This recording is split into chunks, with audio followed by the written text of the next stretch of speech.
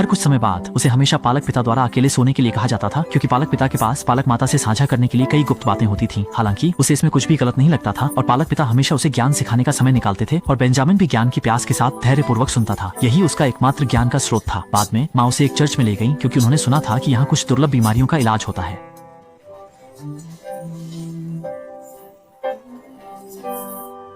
इसके बाद बेंजामिन ने चलने की कोशिश की और आश्चर्यजनक रूप से वह सचमुच चमत्कारिक रूप से खड़ा हो गया।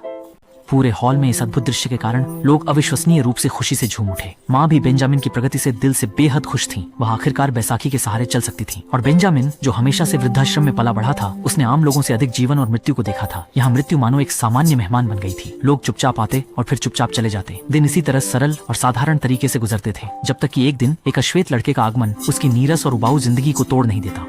छोटा काला न केवल बहुत जानकार था, बल्कि मजाकिया भी था। उसने न तो बेंजामिन को अजीब नजरों से देखा और न ही उसे बच्चे की तरह माना। पहली मुलाकात में ही उसने बेंजामिन को गर्मजोशी से बाहर कोल्ड ड्रिंक खरीदने के लिए आमंत्रित किया। यह बेंजामिन का पहली बार वृद्धाश्रम से बाहर निकलना था और पहली बार बस में बैठना भी। रास्ते में छोटा काला मजेदार बातें कर रहा था, जिससे बस में बैठे बच्चे बहुत उत्सुक हो गए और बेंजामिन भी इन नई कहानियों से हंसते हंसते खुश हो गया।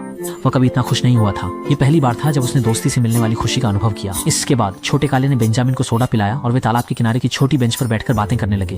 हालांकि बेंजामिन ने कभी नहीं सोचा था कि इतना जीवंत और खुशमिजाज छोटा ब्लैक भी कभी अपने छोटे कद के लिए मजाक का पात्र बना था और उसे भी कभी अजीब समझा गया था।